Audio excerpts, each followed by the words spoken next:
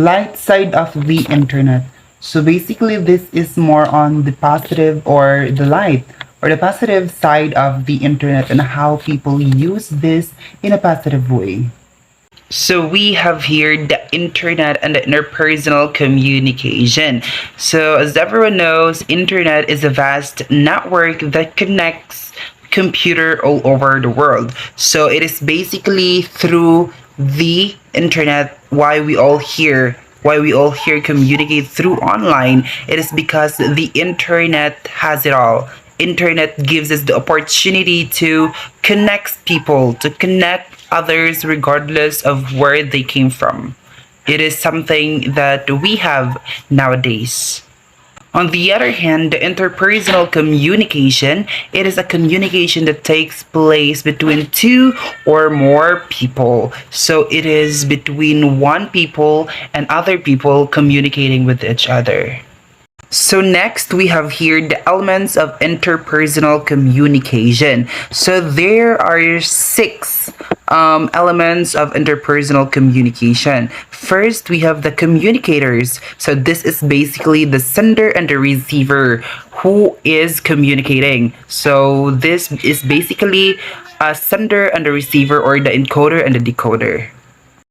Next element is the message. So basically, this is the content of the communication. This is what communication is about. Next, we have here the barriers or the noise. These are the factors that hinder the transmission of the message. So basically, these are the barriers that hinders your communication with one another, with your receiver.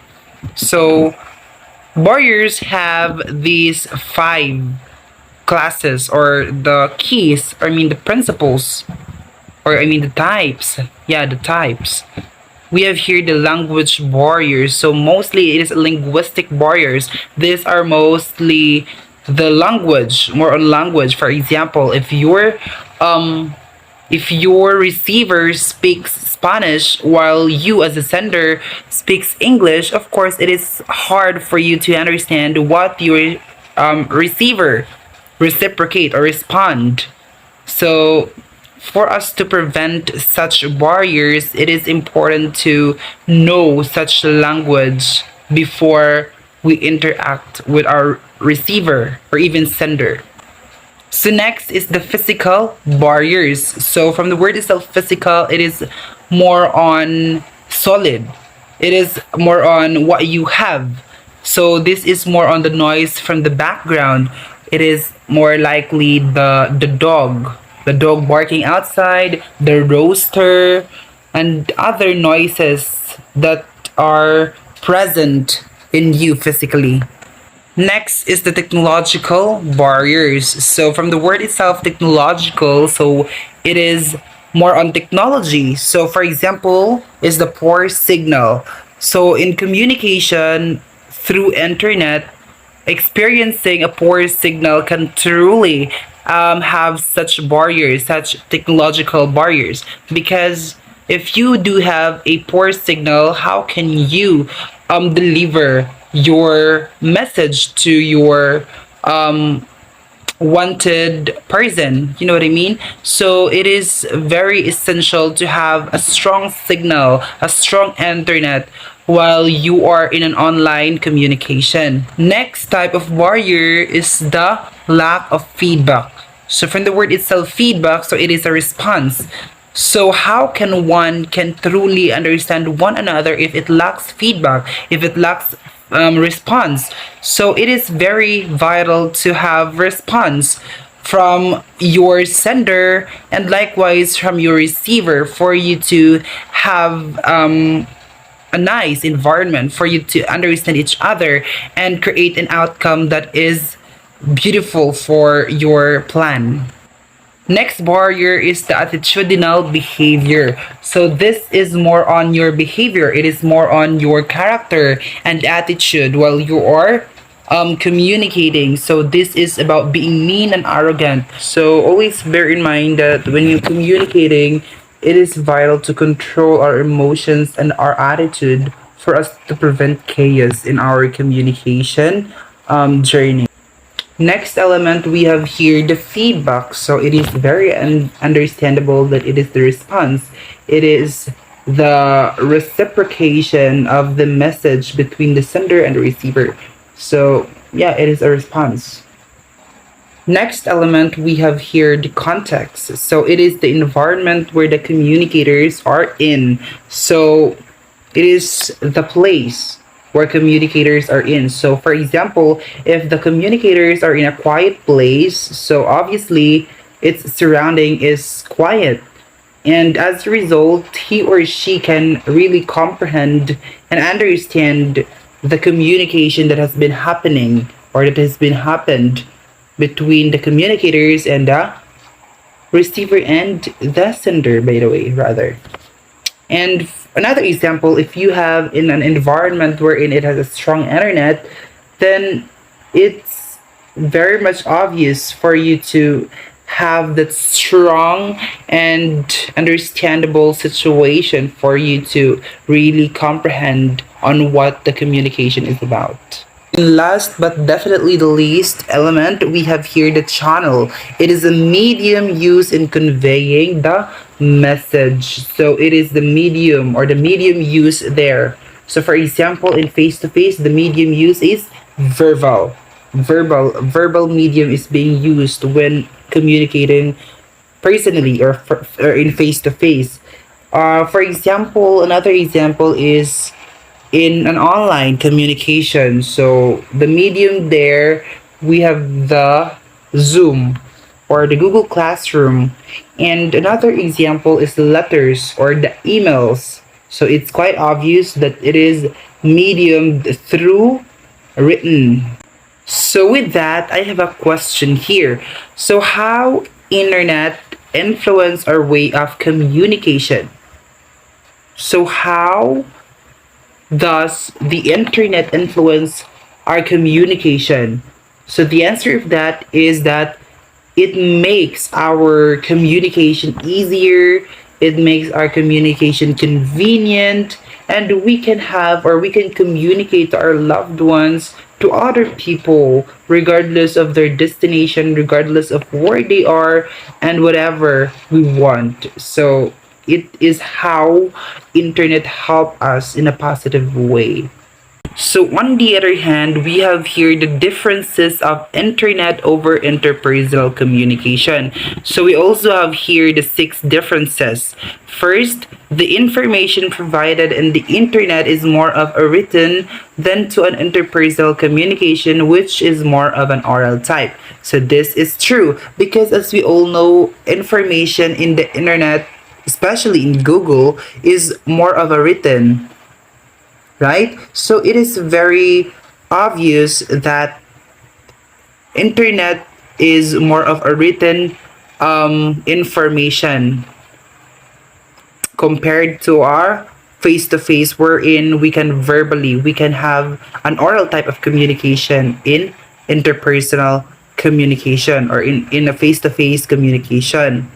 Next difference we have here, communication over the internet is undirected since there are lapses in transferring messages, unlike to a face-to-face communication that is more directive. So I will agree on this as well because communication over the internet, there are lapses in transferring our messages because it is very inevitable to experience technological barriers, especially if your internet is not that strong, right? Number 3 difference.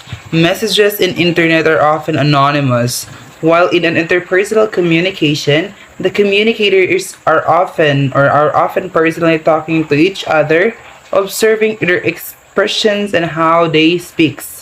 So it is true because mostly the users of the internet uses anonymous names, anonymous face, and somehow anonymous pictures for them to victimize other people, especially hackers. Sometimes they often uses other name and other pictures for them to victim other people in hacking their accounts, in hacking their accounts, not only in social media but even other accounts So it's quite alarming knowing that people uses internet negatively.